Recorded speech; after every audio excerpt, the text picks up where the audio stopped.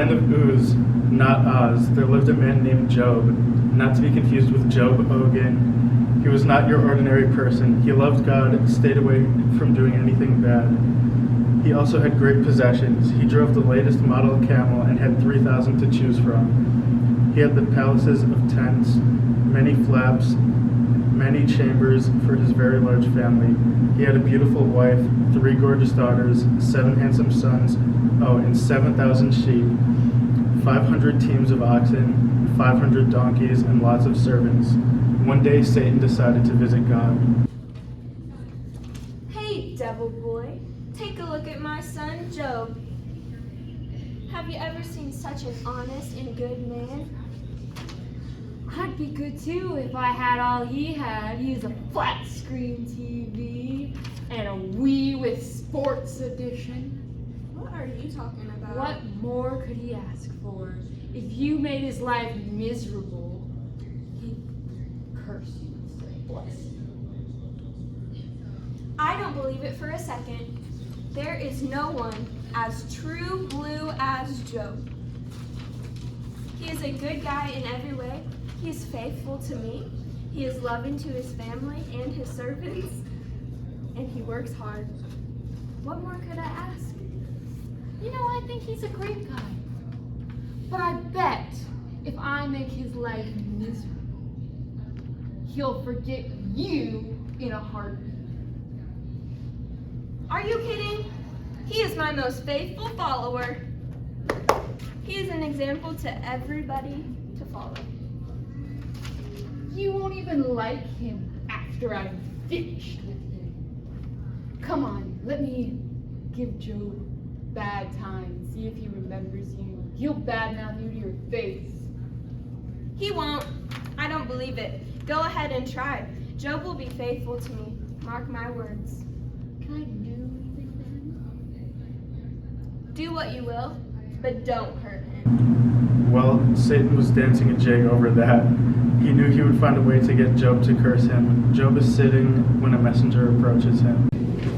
Oh, Master! Something awful has happened! Those lousy neighbors, the Sabians, attacked us in the field and took all your donkeys and oxen and killed all the workers but me. I'm all that's left.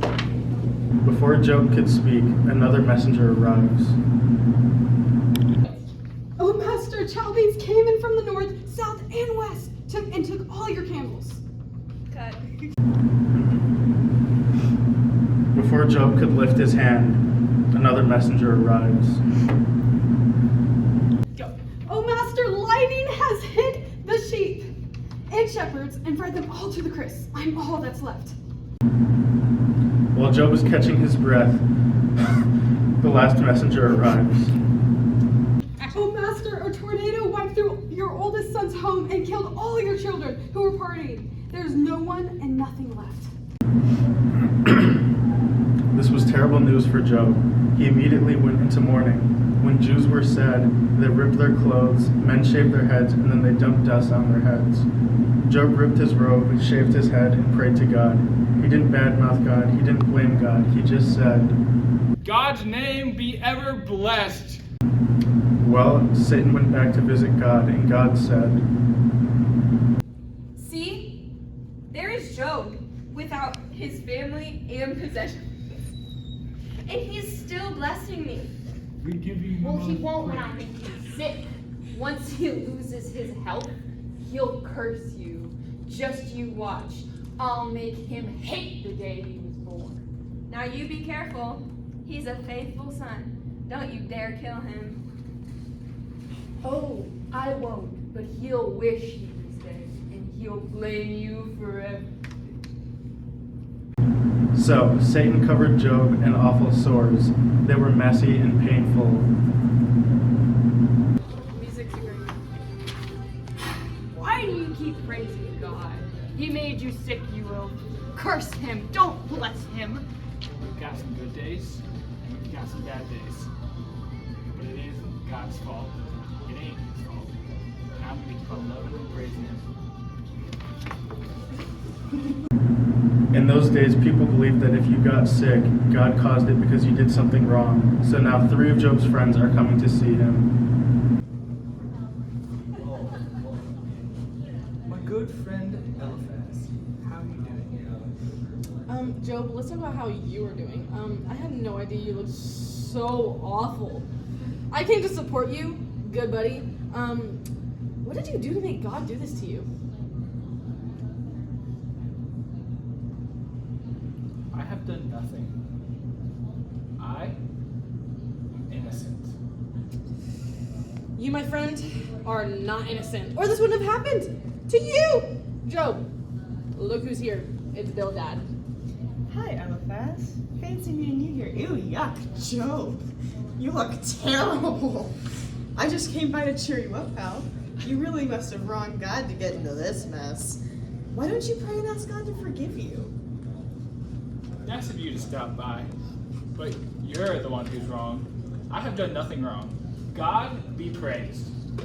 Come on, you can't tell me you've done nothing wrong. Look, dude, you lost your home, your children, your servants, and everything you owned. God's clearly trying to tell you something. You see here, the only thing that God is trying to tell me to do is to trust Him, and I love Him. Friend? Yowza! What on earth happened to you?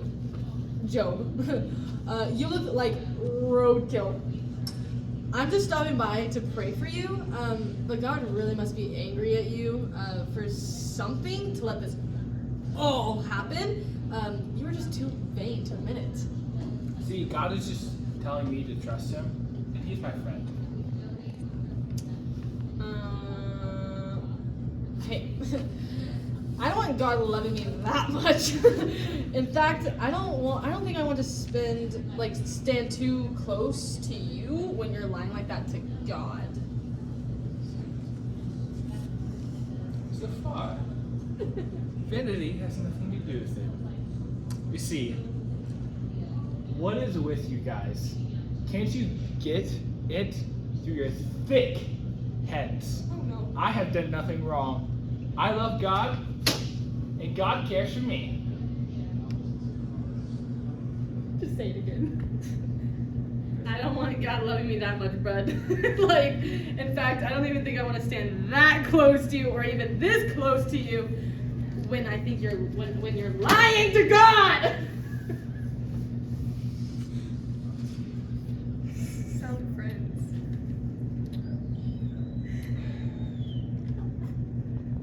Some friends you are. You're not very comforting. God is good. I don't blame Him for anything, including sending friends like you to visit me. Well, his friends kept telling him God was punishing him for something. Job kept protesting his innocence and love for God. This went on for days, and his friends and his wife told him he'd be better off if he just cursed God and died. This didn't make Job happy. God decided to intervene. Job, I hear you. Pull yourself together, good buddy. I've got a couple questions for you. Where were you when I created the earth? Who made the blueprints for creation? Do you ever look at the unfolding of a flower? How strong is a rhino? Ever count how many stars are in the sky? Job, what do you have to say for yourself? Are you going to haul me into court and blame me for our life? Yikes! It's you, God. Okay, I'm ready to shut up and listen. I run the universe. Don't try to dismiss me or make yourself larger than me.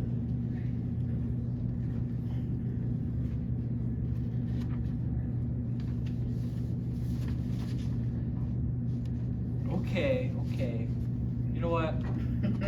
I got it and I get it, okay? Okay? I know you are in control and I'm not. I must yield to you and obey you. I do. Now, I have a few things to say to your so-called friends. Eliphaz, I am fed up with you and your two friends. You haven't been honest with me or Job. You dare to call yourself friends? Go, make a sacrifice to me, and I'll ask Job to pray for you. And sing. And Job did as God asked and prayed for his friends, and he received 14,000 sheep, 6,000 camels, 1,000 teams of oxen, and 1,000 donkeys. He also had 7 sons and 3 daughters. He named his daughters Jemima, Keziah, and Keren-Hapuk. No woman was ever as beautiful as his daughters, and they were considered equals among their brothers and entitled to an inheritance. Job lived another 140 years and had a good life, and absolutely, positively loved and trusted God with all of his heart, and you can too.